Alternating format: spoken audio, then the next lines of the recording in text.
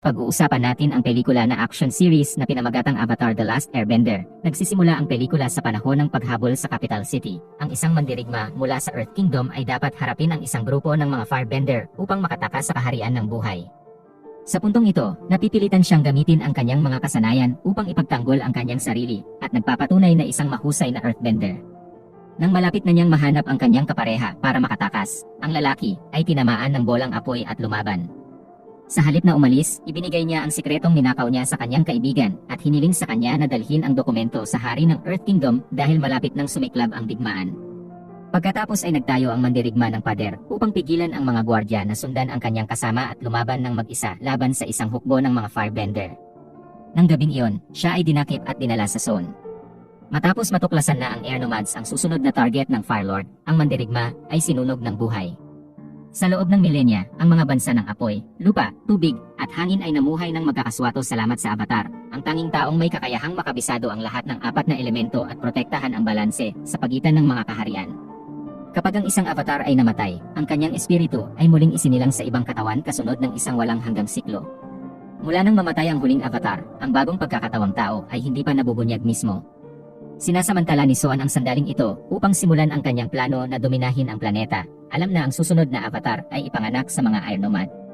Ipinadala ng Firelord ang kanyang hukbo upang alisin ang lahat ng Airbenders na umiiral, ngunit ang isa sa kanila ay nakaligtas. Siyang ay isang 12 taong gulang na batang lalaki na nakatira sa isang monasteryo, at ang kanyang pagganap bilang isang Airbender ay higit na nakahihigit kaysa sa ibang mga batang kaedad niya. Alam na ng lahat ng mga monghe na ang batang lalaki ay napili upang tumanggap ng espiritu ng avatar, ngunit sinabi ni Monk Guazo na siya ay napakabata pa para maglakbay sa pag-aaral na may layuning makabisado ang iba pang 3 elemento.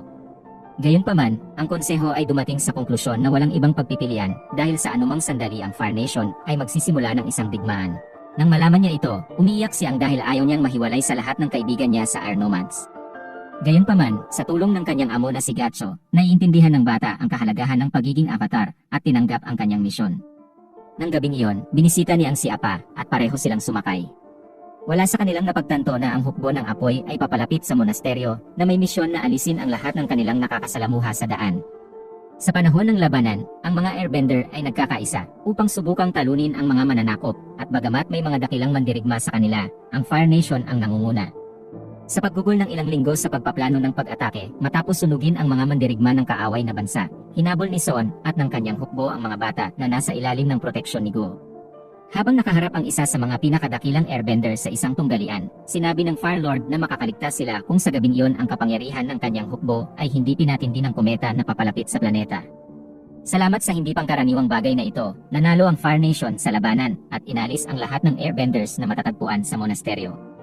Walang kamalay-malay na ang kanyang mga kapatid ay nasa panganib, nagpasya siyang na umuwi habang ang karagatan na nililipad ni Apa ay lalong nagiging inas in Liro. Gayunpaman, sa pagbabalik huli sa isang bagyo at nahulog sa karagatan. Habang lumulubog ang kanyang katawan sa dagat, nahimatay si Ang at nawalan din ng malay si Apa. Sa sandaling iyon, ang kapangyarihan ng avatar ay isinaaktibo at upang matiyak na ang bata ay mabubuhay, isang bloke ng yelo ang nilikha sa paligid niya. Makalipas ang 100 taon sa Wolf Bay, naglalayag si Katara at saka sa isang nagyelong lawa nang makatagpo sila ng malaking blok ng yelo. Mula dito ay lumabas ang avatar. Nang makitang walang malay si Ang, nagpasya si Katara na dalhin siya sa nayon, at nang pag-aralan ang mga tatuo sa katawan ng bata, sinabi ng kanyang lola na siya ay isang Airbender. Sa sandaling nagising ang avatar, si Zuko, ang prinsipe ng Fire Nation, ay nasa malapit at nakita ang malaking sinag ng liwanag na pinakawalan. Kaagad, napagtanto ng bata na nagising na ang avatar at nagpasyang sundan siya. Ang kanyang layunin ay mabawi ang tiwala ng kanyang ama dahil doon lamang siya makakauwi at pumalit sa kanyang lugar bilang tagapagmana.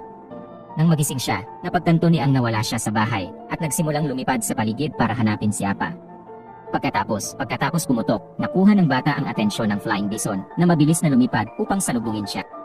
Matapos sabihin ang kwento kung paano siya napunta sa loob ng Ice Rock na yon, nalaman ni Ang na ang Air Nomads ay nawasak at labis na nalungkot. Sa pagtatangkang aliwin siya, ibinunyag ni Katara na ang kanyang ina ay inalis din ng mga Firebender, at 3 taon na ang nakalilipas, umalis ang kanyang ama sa nayon kasama ang iba pang mga mandirigma upang tugisin sila. Ang Katara ay isa sa mga huling waterbender ng Southern Tribe dahil ang lahat ng iba ay inalis ng Fire Nation. Sa kabila ng sobrang talino, wala siyang gaanong kalayaan na sanayin ang kanyang mga kasanayan dahil kung siya ay matuklasan, siya ay nanganganib na maalis.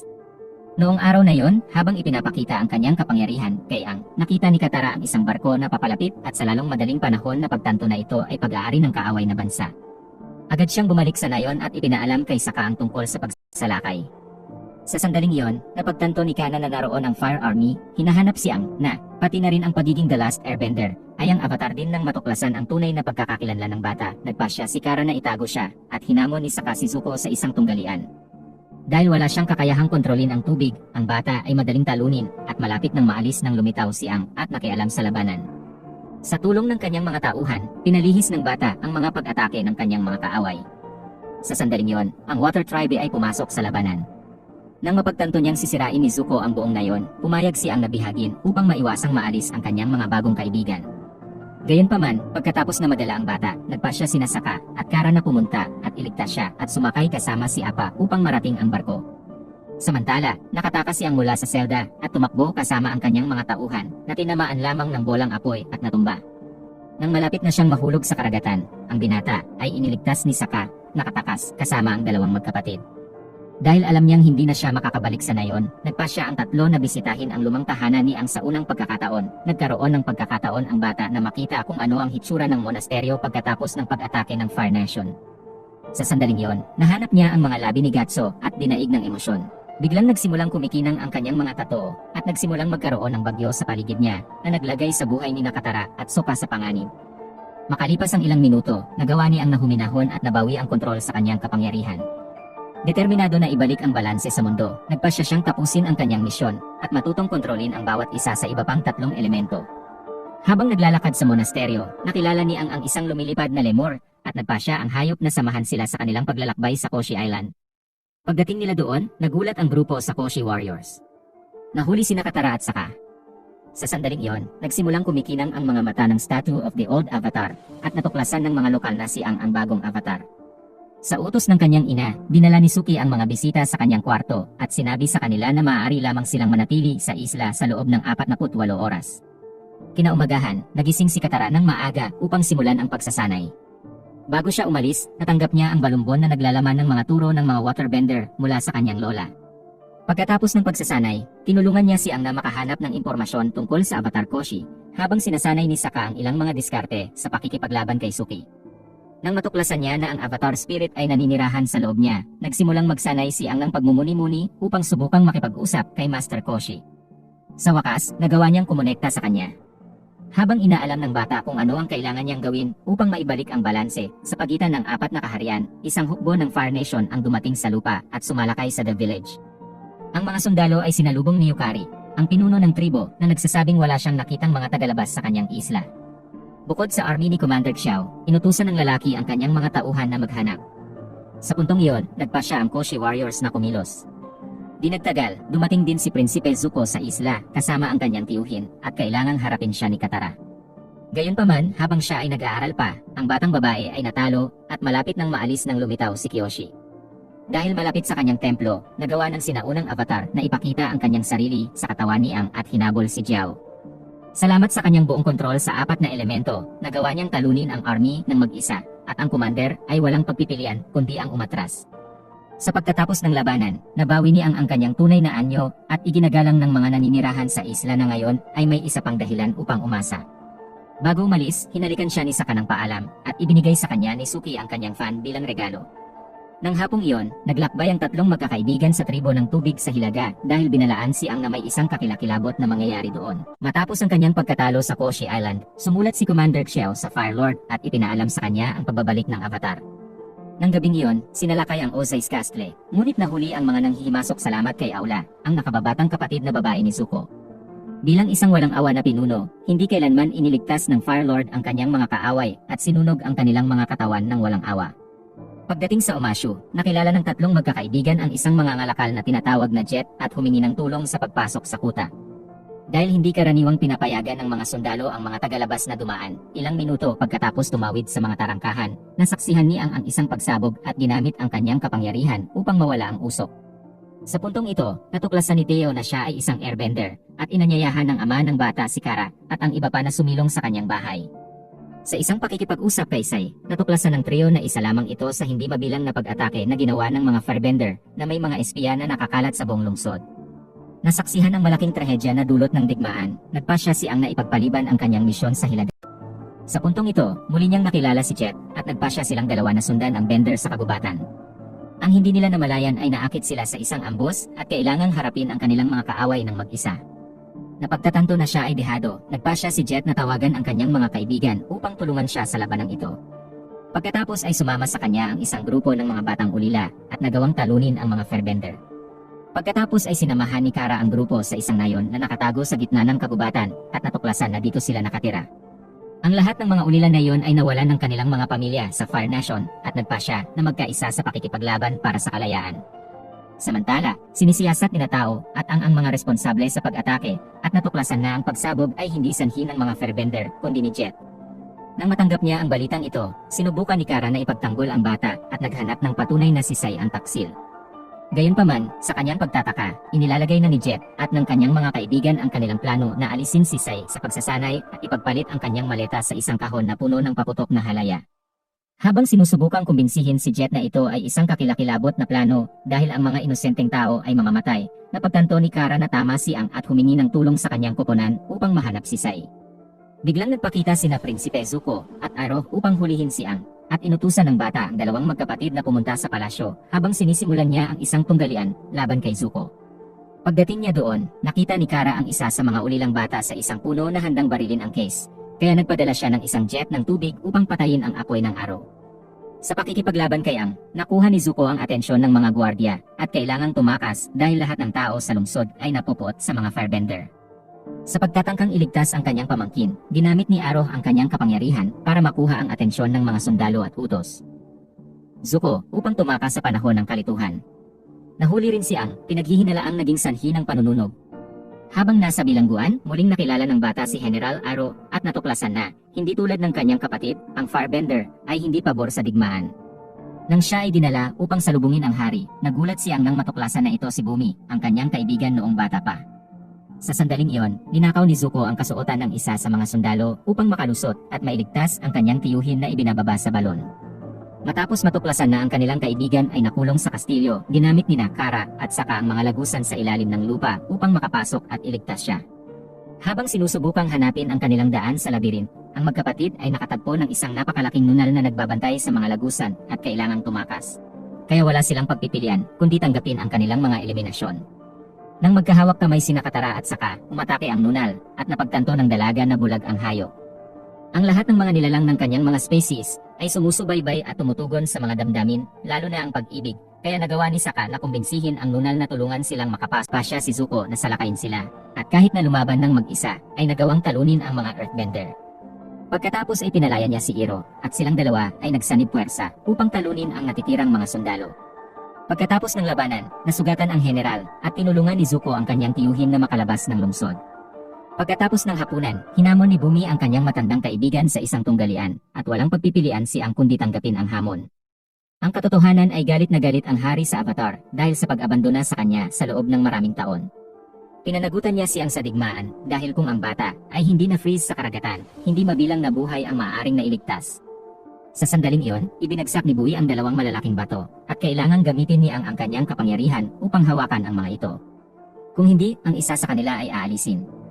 Pagkatapos ay inutusan ng hari ang bata na pumili dahil ang pagiging avatar ay nangangahulugan ng paggawa ng mahihirap na desisyon. Ngunit tumanggi si ang nahayaang mapahamak si Bui. Sa sandaling iyon, nagpakita ang magkapatid at sa tulong ni Katara, nakuha ni Sokka ang hari, kaya nagawang iligtas ni ang kanyang sarili.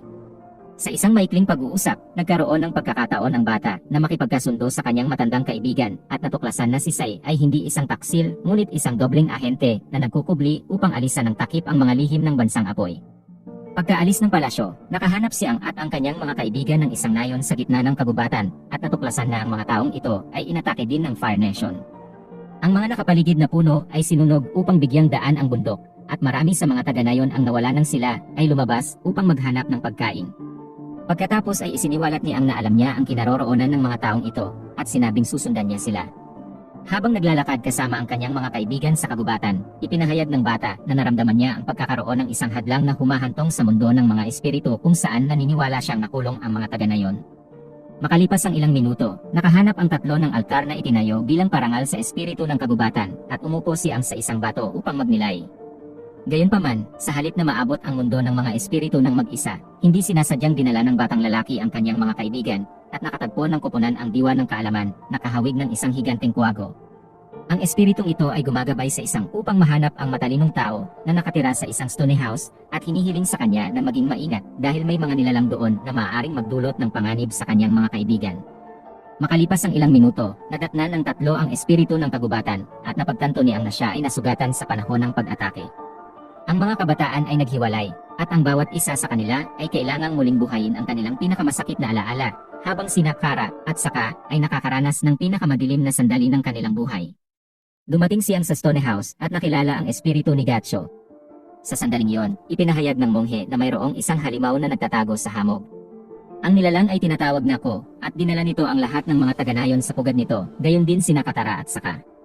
Sinabi sa kanya ni Gatso na ang isang sinaunang pagkakatawang tao ng Avatar ay minsang nagawang talunin si Ko at upang ma-access ito, ang ay kailangang makalusot sa Fire Nation dahil doon ang Rokos Temple. Kaya iniwan ng bata ang kanyang mga kaibigan sa pangangalaga ni Appa at Momo at kinuha ang kanyang mga tauhan upang lumipad sa kanyang susunod na destinasyon sa pagtatangkang pabilisin ang kanilang paghahanap para sa Avatar. Nagpasya si Nezuko at Iro na kumuha ng isang mersenaryo upang subaybayan siya dahil si Jun ay may isang nilalang na may kakayahang suminghot ng anuman. Pagdating niya sa kastilyo ng Firelord, tinulungan siyang ng isang gwardiya na makarating sa Le at nakipag-ugnayan ang bata sa kanyang ninuno. Sa paggawa nito, natuklasan niya na si Roku ay nagnakaw ng isang totem na kumakatawan sa ina ni Ko at nagpasya na subukang makipagkalakalan upang maibalik ang kanyang mga kaibigan. Gayunpaman, bago siya makaalis sa palasyo, nagulat siyang sa pagdating ni Jun at ng kanyang halimaw na nagawang maparalisa ito gamit ang laway nito. Nang maglaon, nagising siya sa isang kuweba at nagpakita si Nezuko at Ero upang dalhin siya pabalik sa palasyo. Gayunpaman, sa paglalakbay ay napaliligiran ng hukbo ni Jiao na napromote bilang admiral. Kailangang ihatid ni Zuko ang avatar sa kanya. Matapos makuha ang kanilang target, si Xiao at ang kanyang mga tauhan ay nagkaroon ng isang gabi ng pagdiriwang at hindi man lang napagtanto na ang fortress ay sinalakay lamang ng isang nakamaskara na kaaway. Matapos talunin ang mga sundalong nag-aapoy, naabot ng mersenaryo ang piitan at pinalaya siyang pagkatapos ay pareho silang tumakas sa rooftop ngunit nauwi sa nakita. Kailangang ipakita ng bata ang kanyang kapangyarihan upang itakwil ang kanyang mga kalaban habang ginagamit ng mersenaryo ang kanyang mga espada upang maalis ang lahat ng mga firebender na lumalapit. Nang mapagtanto niyang napapalibutan siya, inilagay niya siyang bilang isang kalasag dahil alam niyang kailangan ni Jiao ng buhay ang bata. Pagkatapos ay kapag ang lalaking nakamaskara ay nagbanta na alisin siya. Inutusan ng admiral ang kanyang mga nasasakupan na buksan ang mga tarangkahan. Kapag pareho silang ilang metro ang layo, inutusan ni Xiao ang isa sa mga mamamana na alisin ang mersenaryo. Sa puntong iyon, natuklasan ni Aina si Zuko ang nagpalaya sa kanya. Kahit na alam niyang mas madaling makatakas ng mag-isa, nagpasya ang bata na isama ang prinsip upang maiwasan itong maging isang bilanggo. Nang gabing iyon, habang pareho silang nagtatago sa isang kuweba, natuklasan ni Ang na ang paso sa mukha ni Zuko ay sanhi ng kanyang sariling ama bilang parusa sa prinsipe na sumasalungat sa kanyang masasamang plano. Matapos isakay si Zuko sa isang bangka, nagpaalam sa kanya si Ang at sinabing kung nagkita sila 100 taon na ang nakakaraan, maaari silang maging matalik na magkaibigan. Ang prinsipe pagkatapos ay nagkaroon ng pagkakataon na magsagwan pabalik sa kanyang barko, at si Iro ay labis na gumaan upang makita siya. Makalipas ang ilang oras, bumalik si Ang sa kagubatan at kumonekta sa mundo ng mga espiritu upang subukang makipag-ayos kay Ko kapalit ng totem ng kanyang ina. Pinalaya ng isinumpang espiritu ang kanyang mga bilanggo at pati na rin ang pagbawi sa kanyang mga kaibigan, iniligtas din ni Ang mga taga-nayon na nawala.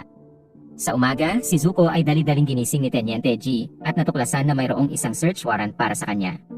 Kahit papaano, natuklasan ni Xiao na ang prinsipe ang nagpalaya sa Avatar at nagawang kumbinsihin ang Firelord na tumalikod sa kanyang sariling anak upang maiwasang mahuli at malitis.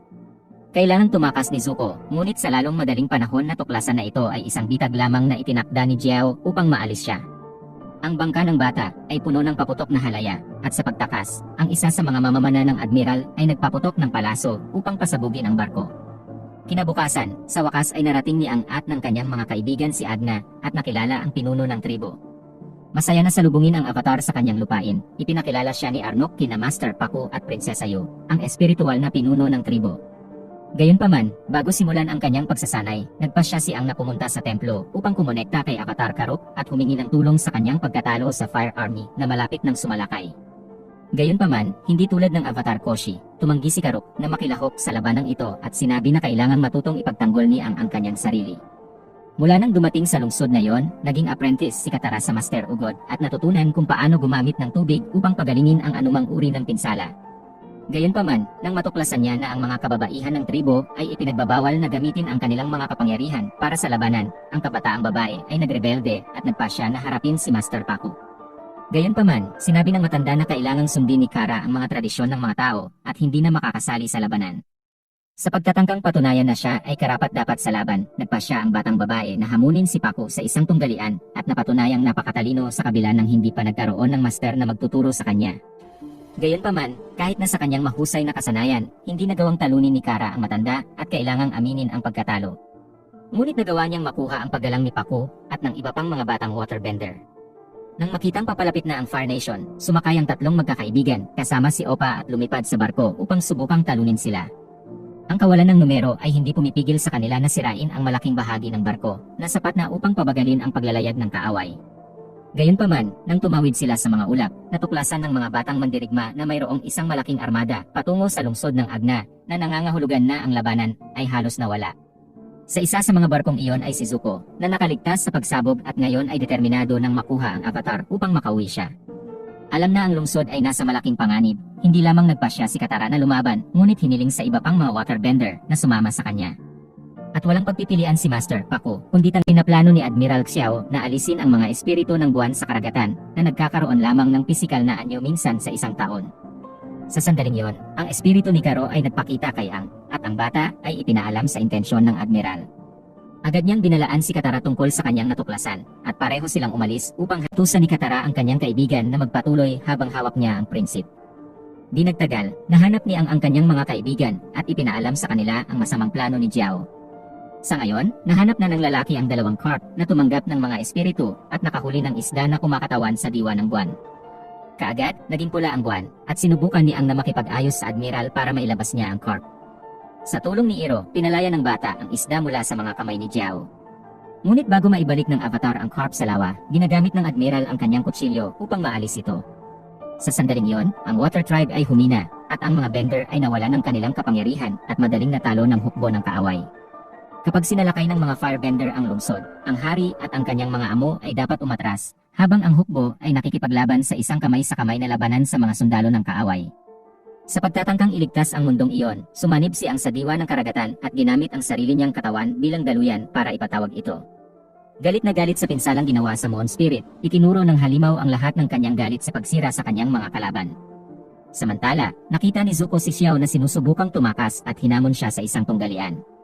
Matapos talunin ang taksil, nagpasya ang prinsipe na hayaan siyang mabuhay, ngunit malapit nang hampasin sa likod ng lumitaw si Iro at inalis ang admiral. Pagdating niya sa dagat, sinisira ng halimaw ang lahat ng barko ng tropa ng kaaway. Nang matapos ang labanan, hindi na mabawi ni ang kontrol sa kanyang katawan. Sa halip, nananatili siyang konektado sa diwa ng karagatan na nakatakdang gumala magpakailanman sa paghahanap sa kanyang nawawalang kapareha.